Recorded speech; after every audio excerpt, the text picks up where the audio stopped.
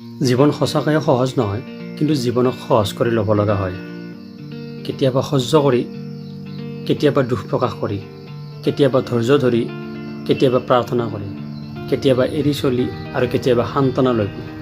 বহুদিনৰ মূৰত আজি কেমেৰাৰ সন্মুখত আহিছোঁ। নমস্কাৰ আৰু স্বাগতম জনাইছোঁ।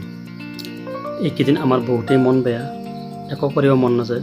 ঘৰখনত এটাৰ পিছত এটা বিপদ হৈ গ'ল। সঁচাকৈ মানুহৰ জীৱনত ঘটি থকা ঘটনাবোৰ যদি দুৰ্ঘটনাৰ নাম পায়, তেতিয়া বহুত যাতনা হয়। আৰু বিপদ যেতিয়া আহে, কেইবাটাও বিপদ একেলগে আহে। আমি সকলোৱে জানো তাৰ কোনো আগজাননীও নাথাকে। প্ৰথমতে হ'ল মোৰ দুৰ্ঘটনা। বহুত দিন ধৰি ঘৰতে আবদ্ধ হৈ আছোঁ, আনকি নিজৰ আটাইতকৈ ভাল লগা কামটোও কৰিব পৰা নাই। আকৌ মোৰ দুৰ্ঘটনাৰ 10 দিনমান পিছতে ডাঙৰ খুৰাজনৰ বহুত ডাঙৰ দুৰ্ঘটনা এটা হ'ল।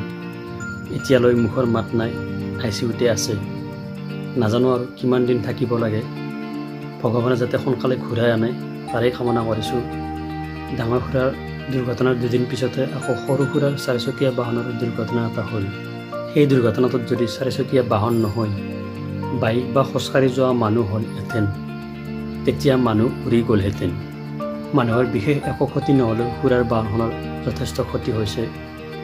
এতিয়া এই ভিডিঅ'টোৰ আৰম্ভণিতে যে কৈছিলোঁ যে জীৱন সঁচাকৈ সহজ নহয়, জীৱনক সহজ কৰি ল'ব লগা হয়।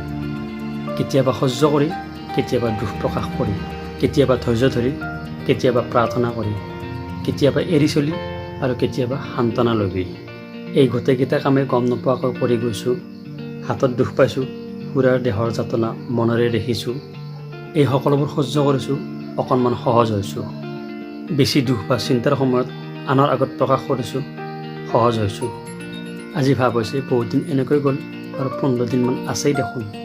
সেই মুহূৰ্ততে ধৈৰ্য ধৰিছোঁ, সহজ হৈছোঁ। কেতিয়াবা প্ৰাৰ্থনা কৰিছোঁ, নিজে সহজ হৈছোঁ। কেতিয়াবা নেদেখাজনৰ ওচৰত সকলো এৰি দিছোঁ, সহজ হৈছোঁ।